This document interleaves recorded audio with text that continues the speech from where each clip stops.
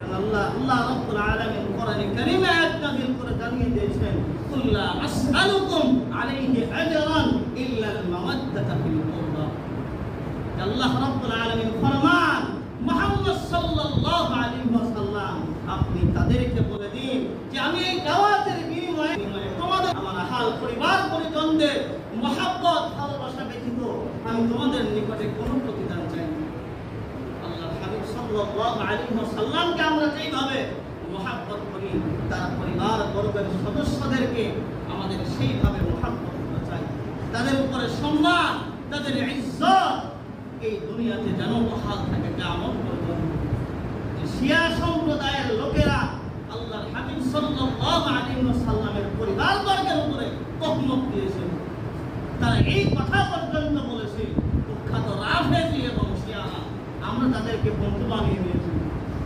এই রাফেজিরা বলেছে যে হযরত জিবরাইল আলাইহিস সালাতু ওয়াস সালাম নাকি ভুলে হযরত মুহাম্মদ সাল্লাল্লাহু আলাইহি ওয়াসাল্লামের নিকট ওহী নিয়ে গেছেন, হযরত আলীর নিকটে যান নাই।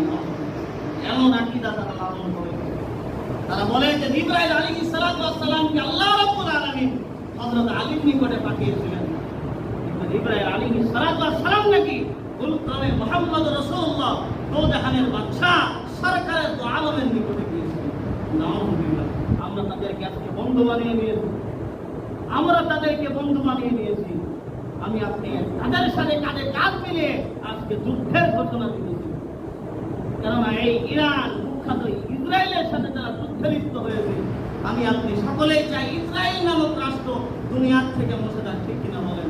কিন্তু আমাদের এও থাকা জরুরি, এও জানা থাকা জরুরি এই কুখ্যাত শিয়ারা কিভাবে আল্লাহর হাবিব সাল্লাল্লাহু আলাইহি ওয়াসাল্লামের ইন্তেকালের পরে সাহাবায়ে কেরাম রাদিয়াল্লাহু তাআলা আনহুম আজমাইনদেরকে তারা তহমত দিয়েছে, মিথ্যা তহমত দিয়েছে।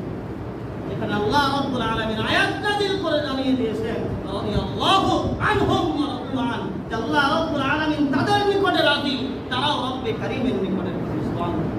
যেখানে আল্লাহ রাব্বুল আলামিন তাদের উপরে রাজি, এই কুখ্যাত শিয়া রাফেজিরা সাহাবায়ে কেরাম রাদিয়াল্লাহু তাআলা আনহুম আজমাইনদের উপরে তহমত দেন।